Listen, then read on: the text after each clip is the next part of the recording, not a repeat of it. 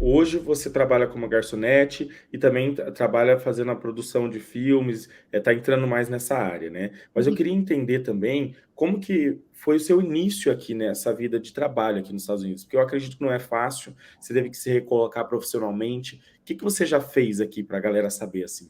Ai, eu já fiz tanta coisa. Meu Deus. Eu já cuidei de prédio sozinha na parte da limpeza. Eu já fiz limpeza. Eu já cuidei de criança. Eu já cuidei de idosos. Eu já fiz até evento num velório, sabe? Literalmente, eu já fui fazer um evento no velório. Quando eu cheguei lá, eu vi coroa para tudo quanto era lado. Eu disse, gente, quem foi que morreu? Tomara que não tenha sido eu. Porque é complicado. Eu já trabalhei em catering, já servi muita festa particular para Granfino mesmo, para Rico, em Beverly Hills. Hoje eu trabalho para um restaurante, né? Eu já trabalhei em casamento. Eu já fiz muita coisa aqui. Já fiz muita coisa, muita coisa. Fala Mas um, fala um pouquinho das adversidades que você passou em alguns desses trabalhos, assim, para a galera sentir como que é, porque muita gente olha, às vezes, o glamour da profissão, né? E a gente não tá aqui para desmerecer nada, né? Falar que é impossível, não, a gente só sabe que é difícil. Mas fala as adversidades que você passou, né, nesses trabalhos que você já fez, assim. olha, eu já passei de tudo um pouco.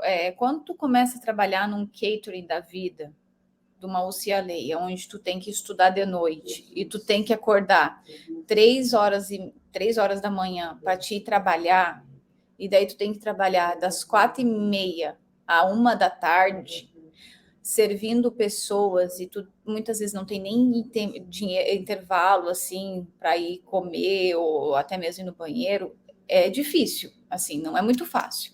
Mas assim, a minha maior dificuldade no início foi com a língua para trabalhar, porque a comunicação, quando tu não consegue te comunicar, tu só pega emprego ruim. Entende? Tu só vai pegar emprego onde as pessoas vão te pagar pouco.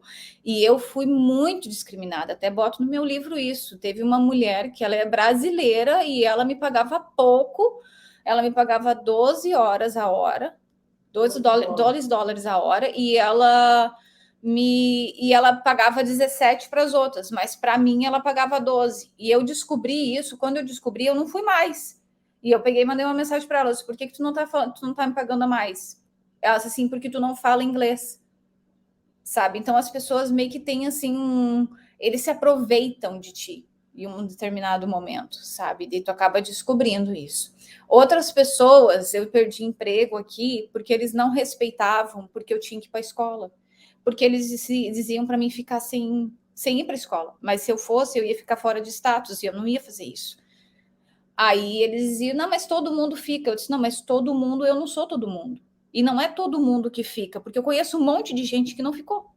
Eu não estou desmerecendo quem fica ou quem não fica. Só que a pessoa ela não tem que simplesmente porque ela está me contratando, ela tem que dizer, tu só vai ter o emprego se tu não for para a escola. É a minha educação que está em jogo, é o meu futuro. É tudo que eu sei até hoje. É forte o que você está falando, porque assim, eu vivi isso na minha vida também. Quando eu cheguei, assim, as orientações que eu recebi é isso. Fica aí porque todo mundo fica.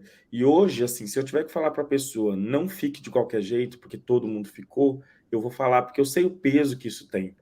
Com certeza, né? E outra coisa, se tu fica sem status, tu só consegue o teu status casando, tá? Tu só consegue se legalizar casando, porque não existe nenhum outro tipo de visto, apesar dos Estados Unidos ter visto de A a Z, não existe nenhum outro tipo de visto que te dê o green card se tu tá fora de status, se não for casando, porque é a única forma que te dão perdão, tá? E eu não acho que as pessoas que vêm para cá elas estão erradas de ficar sem status. É muito difícil ficar com status, é muito difícil manter com visto aqui. É muito difícil, é muito trabalho, tu tem muita coisa que tu tem que fazer, é muito caro. Entende? Eu não critico ninguém, eu não acho que as pessoas estão certo ou errada, cada um faz o que é bom para si, o que ela acha que é legal para ela. Só que assim, a pessoa, uma brasileira, entendendo a minha situação, porque eu nunca fui de mentir nada, eu sempre falei tudo na cara e eu digo mesmo. É aquela gringa, sabe, bem, né, que vai falando e não tem medo? Sou eu. Então, Então, dá pra ver que você é porreta mesmo. não, e eu falo, eu não. Não, não, sou sem rodeios. Daí eu disse assim para ela, disse, mas fulana, eu quase falei o nome dela agora aqui. Eu disse, fulana, eu não posso ficar sem documento, eu não posso ficar sem a minha aula. Assim, então tu não vai mais cuidar da minha filha. Eu disse, então tá bom. Então eu não cuido mais da tua filha. Só que ela achou que eu ia ficar com medo. E o pior é que era o dia 25 do mês. E eu tinha $200 na conta. E o meu aluguel era 900. Sério? Sério. E como foi isso, assim? Você chegou a passar dificuldades aqui nos Estados Unidos? Muitas. Só que lá em cima tem um Deus. E eu tenho fé nele. E ele nunca me largou. Então, assim, eu consegui um dinheiro depois. Eu fui fazer um evento. No outro dia, me chamaram do nada me fazer um evento. Veio $500 para casa. Entendeu? Então, dos 200, eu já tinha 700. Depois eu fiz mais 2 faxinas, eu paguei meu aluguel. Então, assim, muitas vezes Deus bota assim até mesmo para ver tua fé, sabe? Porque te fecha uma porta, porque a pessoa vai te pressionar, porque ela precisa do teu trabalho, só que ela não quer dar o braço a torcer também. Porque ela é ignorante ao ponto de ela achar que ela, só porque ela está acima de você, porque ela já está aqui há muito tempo, ela pode ser superior ao ponto de ela dizer que tu pode fazer e o que tu não pode fazer. E é uma coisa que a pessoa que vem para os Estados Unidos, ela vai aprender. Se tu baixa a cabeça, no primeiro momento, tu vai baixar sempre. E tu não pode.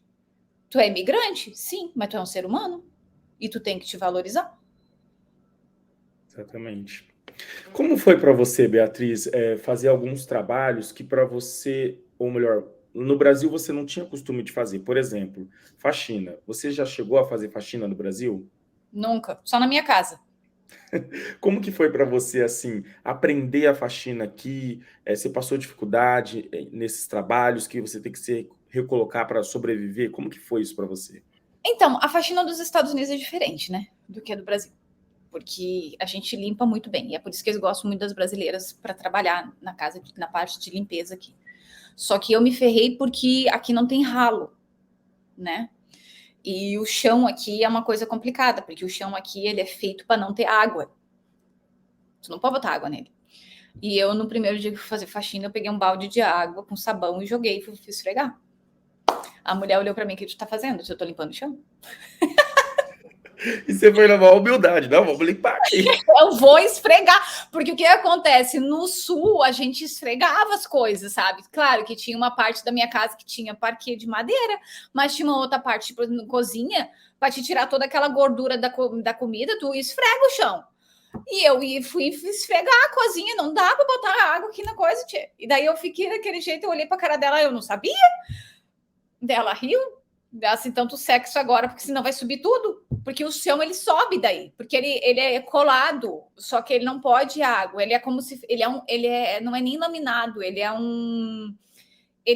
um piso, mas ele é um piso que não pode água. É de madeira?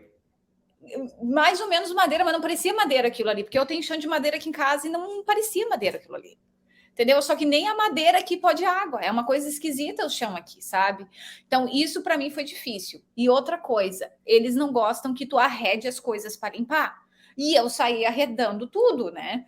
Eu fui arredando tudo. Eu achei coisa dentro da casa dela que ela disse assim: Meu Deus do céu, de onde é que tu achou isso? Eu estava debaixo do sofá? E o pessoal não sabe, porque tem gente que só faz a faxina, né? Que é só pelo meio. E eu não. A gente no Brasil, a gente limpa tudo. Eu limpo o canto, eu tiro as coisas, eu tiro né, nas soleiras da janela e tudo mais, e o pessoal não faz isso. E daí eu sempre fui muito. Eu sempre tive bastante faxina. Por isso, eu já fiz faxina em 3 casas num dia. Claro que o sangue da minha mão, assim, pingava, mas, assim, botava luva daí por caso, né, para não ficar perigoso nem nada, mas, assim, eu trabalhava muito. Só que é aquela história, quando tu trabalha bem, tu tem emprego, só que eu trabalhava bem demais para eles. E eles ficavam olhando assim, às vezes eles ficavam meio apavorados, porque eu chegava, às vezes, na casa deles, o fogão, e atrás do fogão, assim, era dessa grossura a gordura. E eu metia a mão, né? Eu pegava uma faca e saía raspando, sei lá. O pessoal, eu passei por muita coisa aqui, mas eu nunca passei por isso no Brasil, porque minha casa era limpa, mas eu faxinava minha casa, entende? Com a minha mãe. E é Mas interessante, assim, até desculpa um pouco do preconceito, porque visualmente, quando olha para você assim, nunca imagina assim que você ia pegar, né, na mão na massa e tudo. Não estou desmerecendo nem nada, mas quem olha à primeira vista vai falar assim: ah, não, essa moça, ela veio aqui com muito dinheiro e ela não precisou passar por dificuldade.